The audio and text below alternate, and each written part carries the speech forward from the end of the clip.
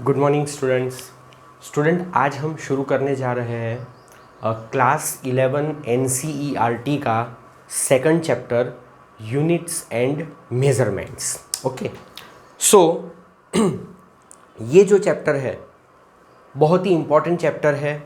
आगे के सभी चैप्टर्स में इस चैप्टर का काफ़ी यूज़ है। जो कंसेप्ट्स आपको यहाँ पर पढ़ाए जाएंगे इस चैप्टर के अंदर वो पूरे 11th में और पूरे 12th में आपको यूज़फुल होंगे। ठीक है, चैप्टर छोटा है, कंपैरेटिवली सिंपल चैप्टर है, बट ये बहुत ही इम्पॉर्टेंट चैप्टर है। ठीक है, सो चलिए शुरू करते हैं। Chapter number 2 units and measurement. Student, first of all we start with the word measurement.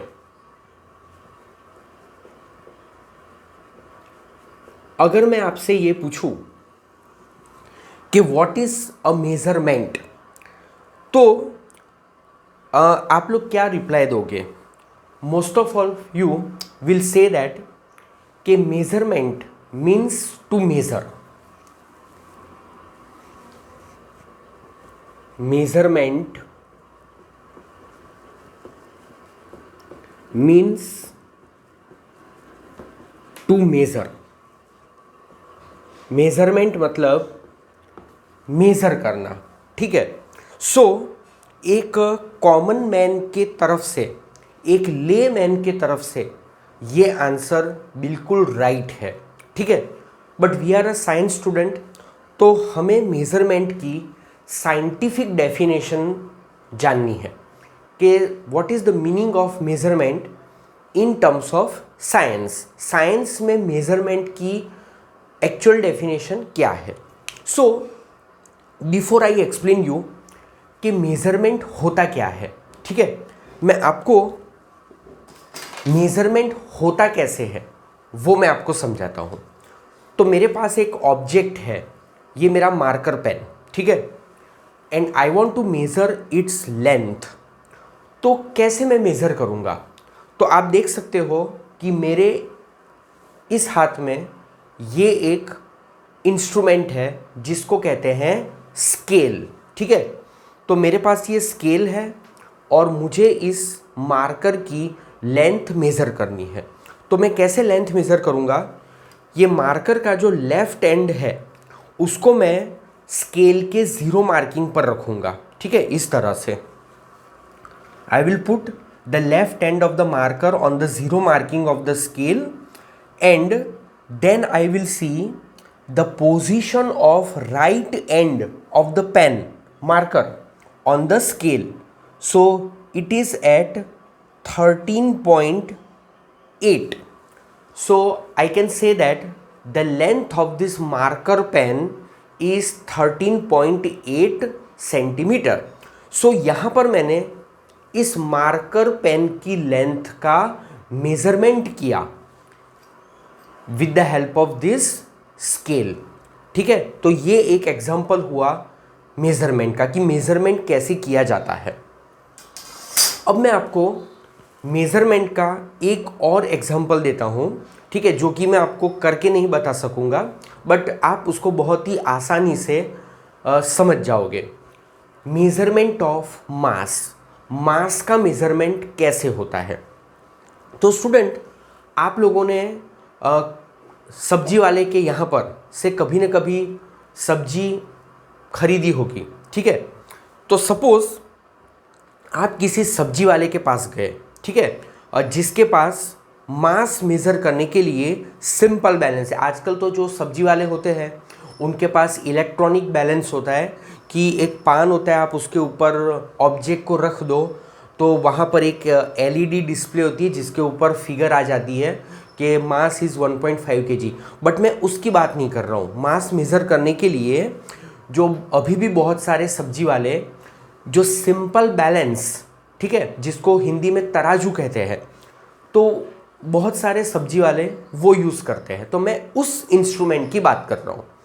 तो सपोज़ आपको किसी सब्जी वाले से 1 किलोग्राम पोटेटोज़ आलू बाय करने हैं, तो वो सब्जी वाला 1 किलोग्राम पोटैटो कैसे मेज़र करेगा, ये हम ज़रा डिस्कस करते हैं।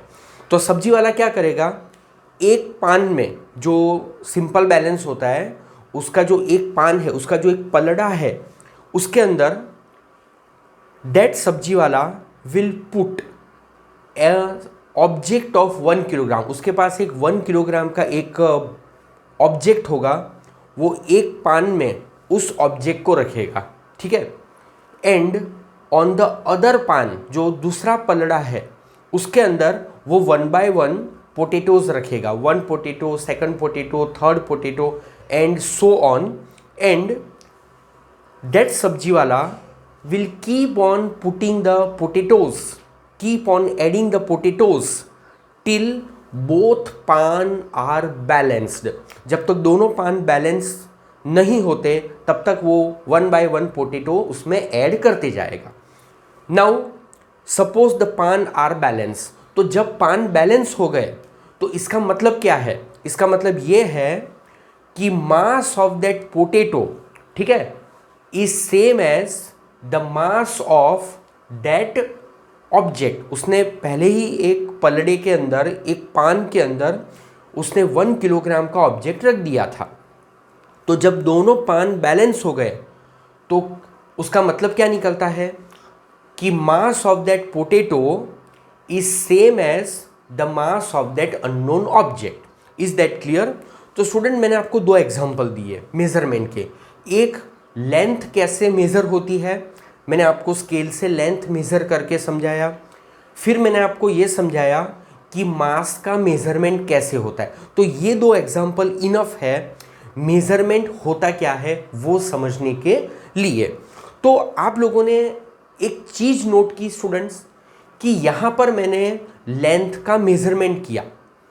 तो लेंथ के मेज़रमेंट में बेसिकली मैंने किया क्या है, मैंने इस ऑब्जेक्ट को, जिसकी लेंथ मुझे मेज़र करनी थी, उस ऑब्जेक्ट को मैंने इस ऑब्जेक्ट के साथ कंपेयर किया, ठीक है। इस तरह से मैंने कंपैरिजन किया और इसका यूज़ करके, इस स्केल का यूज़ करके मैंने इस पेन की लेंथ को मेज़र किया।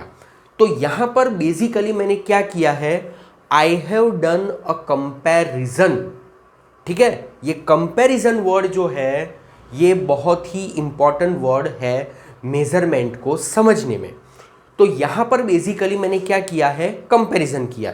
वो सब्जी वाले ने क्या किया, सब्जी वाले ने भी कंपैरिजन किया। Comparison between what, comparison between certain quantity of potatoes with that standard object. Is that clear? तो मैं अब मेजरमेंट की एक डेफिनेशन लिखूंगा, साइंटिफिक डेफिनेशन लिखूंगा, ठीक है। ये जो डेफिनेशन मैंने यहाँ पर लिखी है, this is the definition given by a common man, layman. एक आम आदमी जो मेजरमेंट की डेफिनेशन देगा ये वो है। तो यहाँ पर मैं लिखता हूँ मेजरमेंट की definition. Measurement means comparison of a quantity with certain basic arbitrarily chosen internationally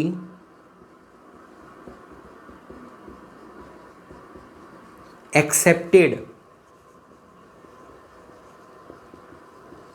reference standard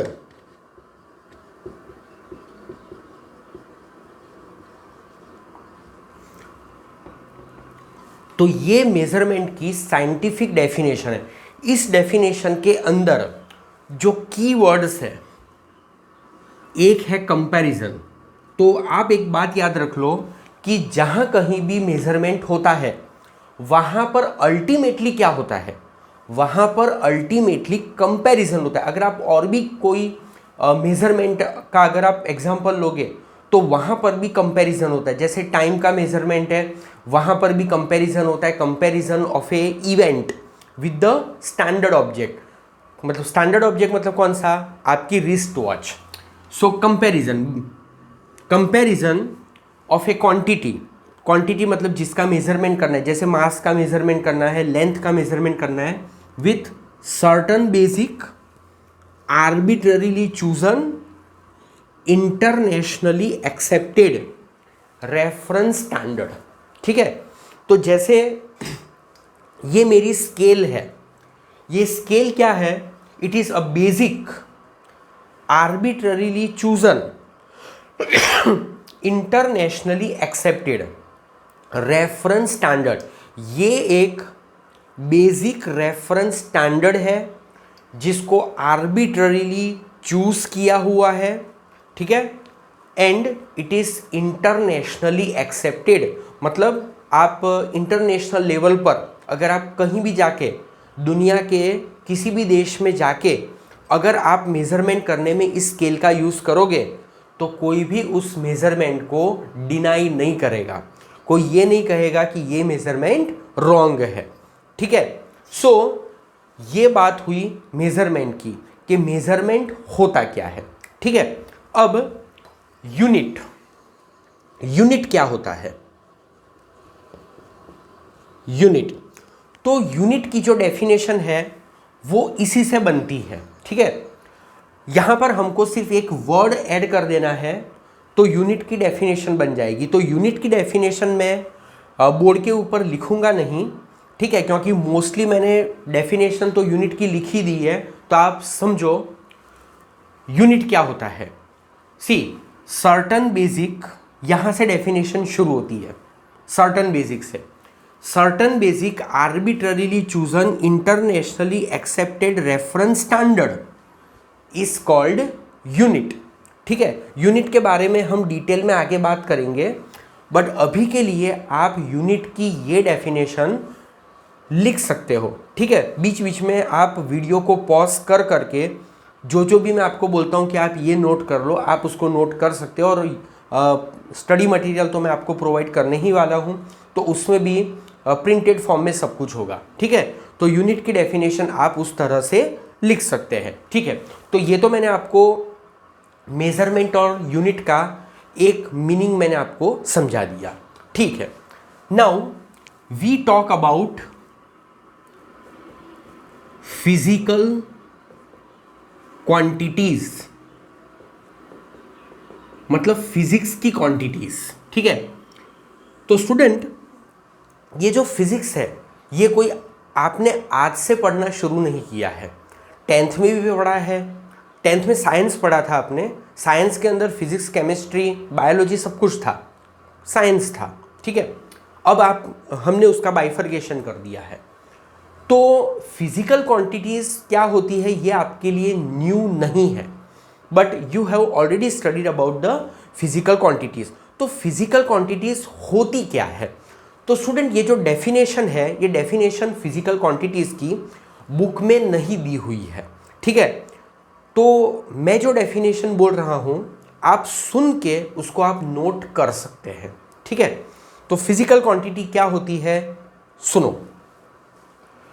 in our surrounding there are different phenomenas, there are natural phenomenas जो अपने आप होती है, नेचर उनको करवाता है, so they are called the natural फेनोमेनास।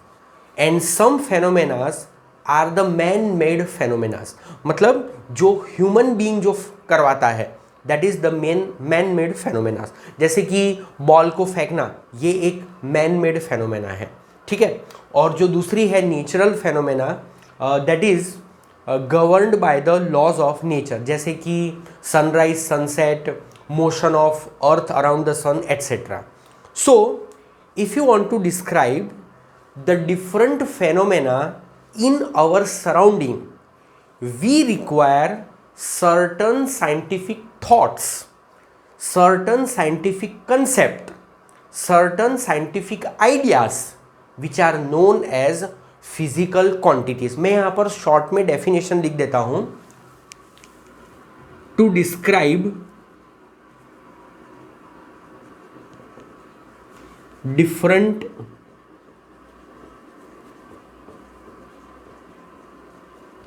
Phenomena मतलब कि इवेंट्स, घटनाएं, to describe different phenomena taking place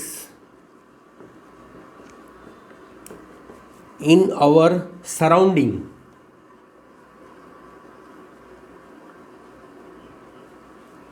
we require certain मतलब कुछ certain scientific thoughts, certain scientific thoughts or idea or concept, certain scientific thoughts, ideas or concept which are known as physical quantities.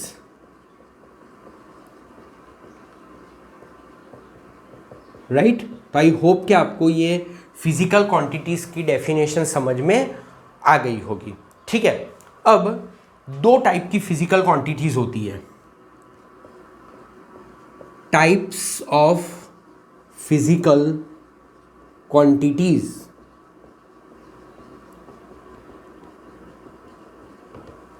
Types of physical quantities, so there are two type of physical quantities. One is known as fundamental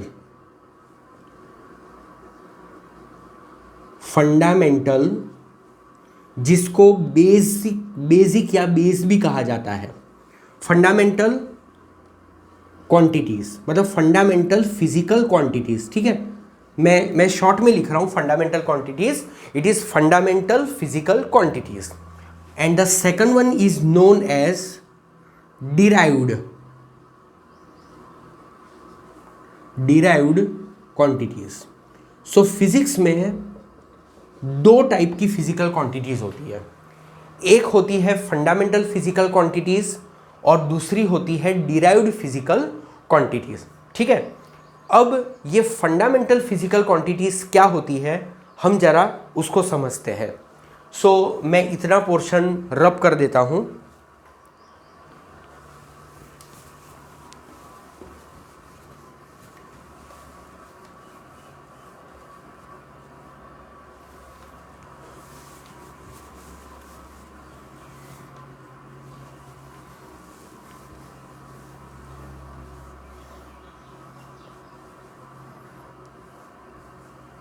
Okay, so let us talk about fundamental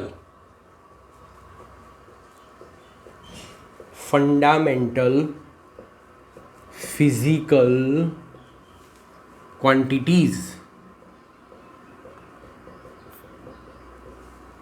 Okay, student, in physics there are number of physical quantities. Physics में बहुत सारी physical quantities है। जैसे जैसे आप आगे study करोगे, ठीक है, आपको नई नई फिजिकल क्वांटिटीज के बारे में पता चलते जाएगा। चैप्टर 1 पढ़ो, चैप्टर 2 पढ़ोगे, 3, 4, 5, 6, ठीक है, टोटल 14 चैप्टर्स है हमारे सिलेबस, नहीं सॉरी 15 चैप्टर्स है। तो जैसे जैसे आप आगे बढ़ते जाओगे you will come to know about the different physical quantities. फिर जब आप 12th में जाओगे तो आप वहाँ पर और बहुत सारी फिजिकल क्वांटिटीज़ के बारे में स्टडी करोगे। सो इन शॉर्ट फिजिक्स में there are number of physical quantities. ठीक है, अब ये जो बहुत सारी फिजिकल क्वांटिटीज़ है इसमें से कुछ फिजिकल क्वांटिटीज़ को फंडामेंटल फिजिकल क्वांटिटीज़ कहा जाता है, कुछ फिजिकल क्वांटिटीज़ को बेसिक फिजिकल क्वांटिटीज़ कहा जाता है। तो ये जो कुछ क्वांटिटीज़ है उनको फंडामेंटल फिजिकल क्वांटिटीज़ क्यों कहा जाता है? ठीक है, fundamental physical quantities means what? So I right the definition here, out of all physical quantities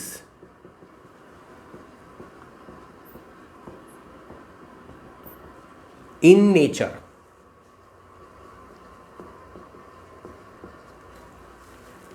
There are certain physical quantities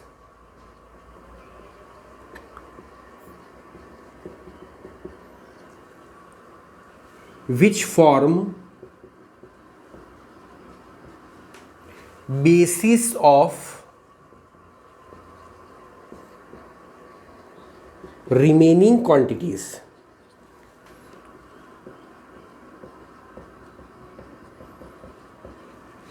Are called fundamental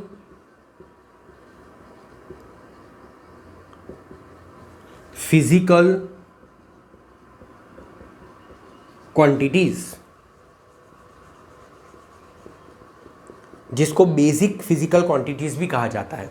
तो फिजिक्स में बहुत सारी फिजिकल क्वांटिटीज होती है और ये बहुत सारी फिजिकल क्वांटिटीज में से there are certain minimum number of physical quantities जिसके हेल्प से आप बाकी की फिजिकल क्वांटिटीज को एक्सप्लेन कर सकते हो। तो ये जो certain number of minimum physical quantities होती है उनको कहते हैं fundamental physical quantities. Is that clear? इस डेफिनेशन को मैं दूसरे तरह से भी लिख देता हूं, ठीक है। Certain, this is certain minimum number of physical quantities, certain मतलब कुछ कम से कम physical quantities, certain minimum number of physical quantities which can be used to derive remaining quantities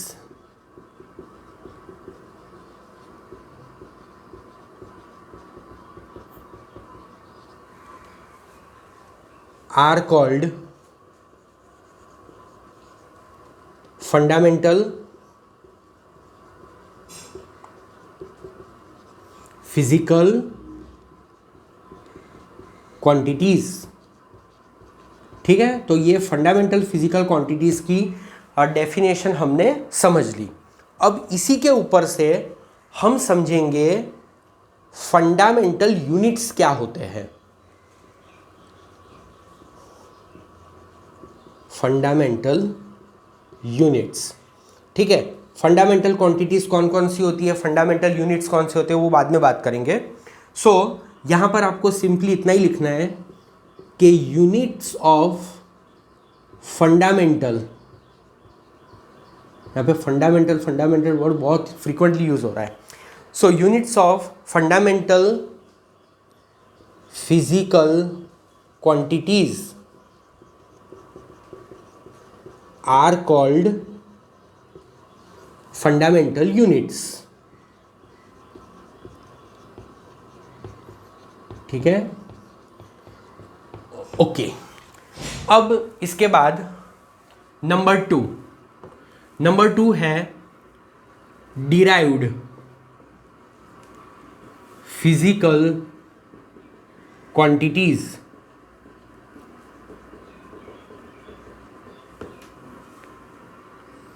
okay, so ये डिराइव्ड फिजिकल क्वांटिटीज क्या होती है? सी, आप सुनो, आपको समझ में आ जाएगा। Those physical quantities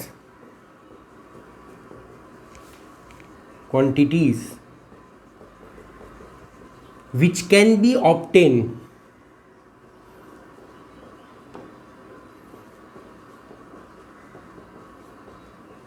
by combination, association, combination. अब कॉम्बिनेशन का मतलब क्या है यहां पर multiplication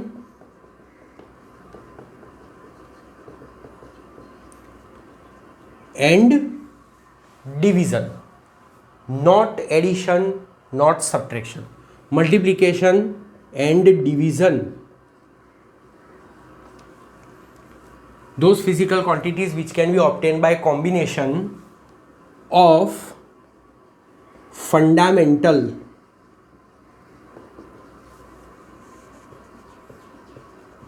physical quantities are called derived physical quantities।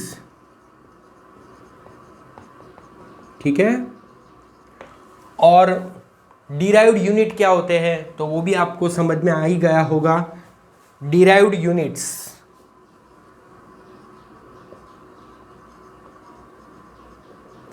तो डिराइव्ड यूनिट्स क्या होते हैं? The units of A derived quantities,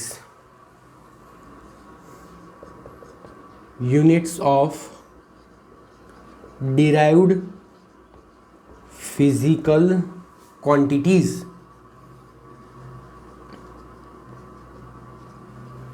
are called derived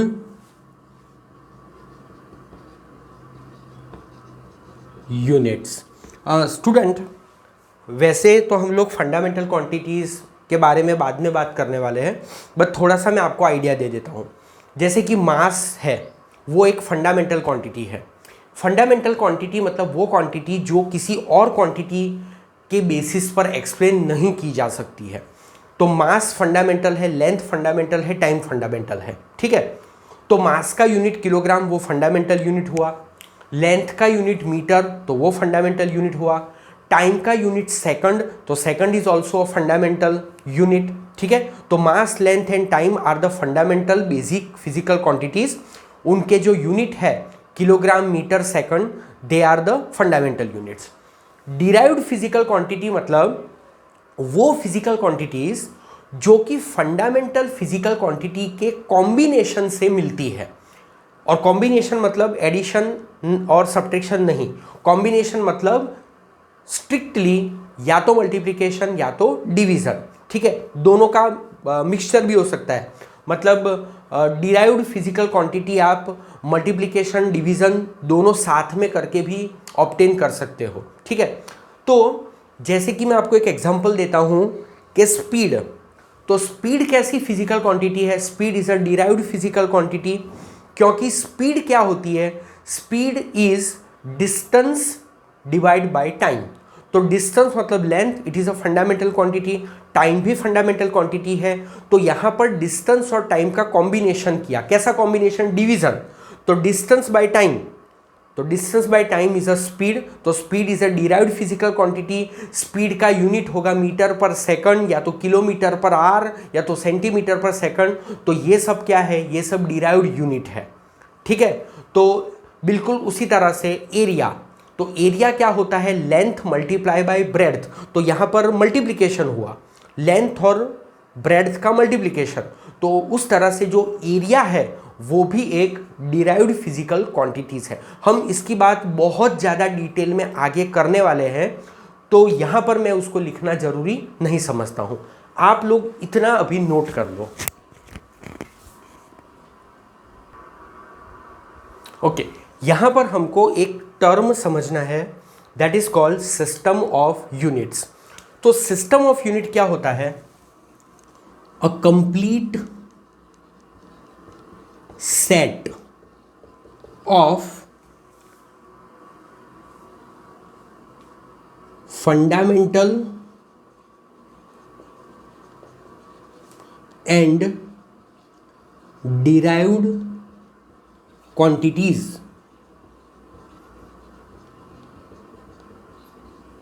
is called system of units. ठीक है, तो जो फंडामेंटल क्वांटिटी है, डिराइव्ड क्वांटिटी है, उनका सेट मतलब उनका जो कलेक्शन है, उस कलेक्शन को कहते हैं system of unit. Please note down.